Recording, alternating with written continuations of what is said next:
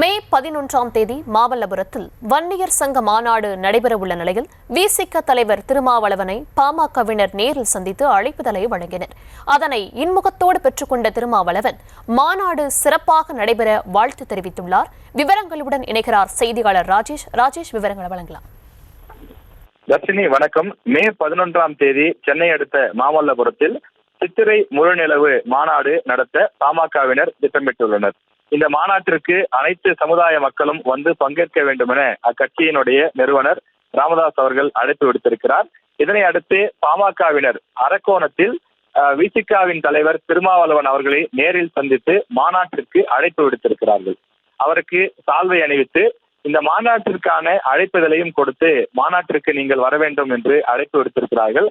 அவர்களை பார்த்து அழைப்புதலை சிரித்த முகத்தோடு பெற்றுக்கொண்ட திருமாவளவன் அவர்கள் மாநாட்டு வெற்றி பெறுவதற்கு என்னுடைய வாழ்த்துக்கள் ஐயாவிடம் சொல்லிவிடுங்கள் என்று அவர் சொல்லியதாக பாமகவினர் குறிப்பிடுகிறார்கள்.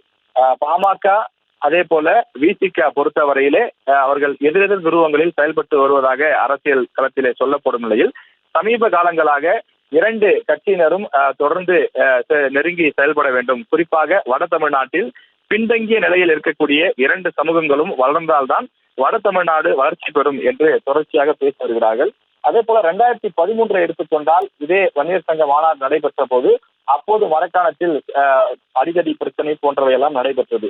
இந்த ஆண்டு அது போன்று நடைபெறக்கூடாது, எந்த சிறு அசம்பாவிதமும் ஏற்படக்கூடாது என்று தொடர்ச்சியாக பாமக தலைவர் அன்புமணி ராமதாஸ் தெரிவித்து வருகிறார். இந்த நிலையில் திருமாவளவனை நேரில் சந்தித்து பாமகவினர் இந்த மாநாட்டிற்கு அழைப்பு விடுத்திருப்பது அரசியல் அரங்கிலும் கவனத்தை பெற்றிருக்கிறது. இந்த மாநாட்டிற்கு வரக்கூடியவர்கள் எந்த விதமான அசம்பாவிதமும் செய்யாமல் அவர்கள் நல்ல முறையிலே வந்து செல்ல வேண்டும் எனவும் பாமகவினர் அறிவுறுத்தியிருக்கிறார்கள். விவரங்களுக்கு நன்றி ராஜேஷ்.